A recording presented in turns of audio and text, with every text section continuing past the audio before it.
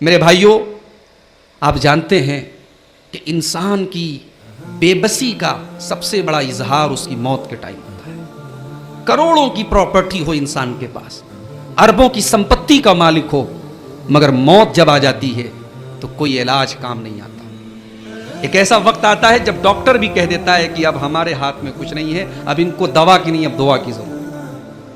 قرآن کریم میں اللہ تعالیٰ نے سورہ واقعہ کے اندر انسان کی اس بے بسی کا نقشہ کھینچا ہے۔ فَلَوْلَا إِذَا بَلَغَتِ الْحُلْقُومَ وَأَنْتُمْ حِينَئِذٍ تَنْظُرُونَ وَنَحْنُ أَقْرَبُ إِلَيْهِ مِنْكُمْ وَلَكِنْ لَا تُبْصِرُونَ۔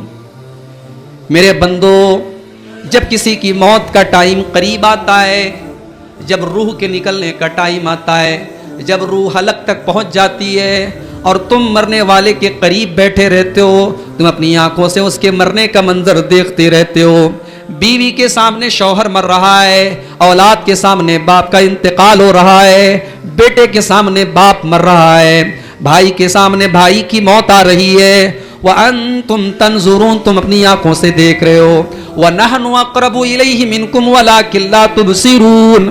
میرے بندو، تم یہ سمجھتے ہو کہ مرنے والے کی چارپائی کے پاس تم بیٹھے ہو، تم سے زیادہ قریب تو کوئی نہیں ہے۔ تمہارا رب، تمہارا مالک تم سے بھی زیادہ اس مرنے والے کے قریب ہے، اس کی شہرک سے بھی زیادہ اس کے قریب اس کا رب ہے، اس کا اللہ ہے، اس کا مالک ہے۔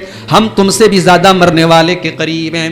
فلولا ان کنتم غیر مدینین ترجعونها ان کنتم صادقین۔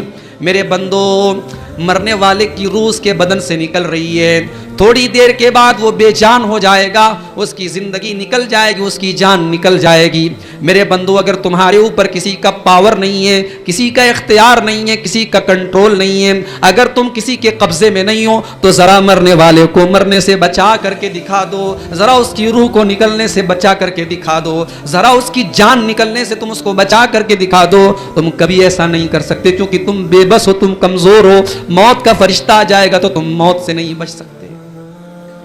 اگر اس کائنات میں موت سے کسی کو چھٹکارا ہوتا، اگر اللہ تعالیٰ موت سے کسی کو بچا کر کے رکھتا، تو شاید اپنے نبیوں کو اللہ تعالیٰ موت سے بچا کر کے رکھتا، مگر اللہ نے اپنے نبیوں پر بھی موت طاری کی، اور جتنے نبی آئے ان کی پیدائش بھی ہوئی، انہوں نے ایک زندگی گزاری، اور اس کے بعد ان کی وفات بھی ہوئی، ان کا انتقال بھی ہوا، ان کے اوپر موت آئی۔ اور تمام نبیوں کے سلسلے کی آخری کڑی سید الاولین والآخرین، امام الانبیاء رحمت للعالمین جناب محمد الرسول اللہ صلی اللہ علیہ وسلم کے اوپر بھی موت طاری ہوئی۔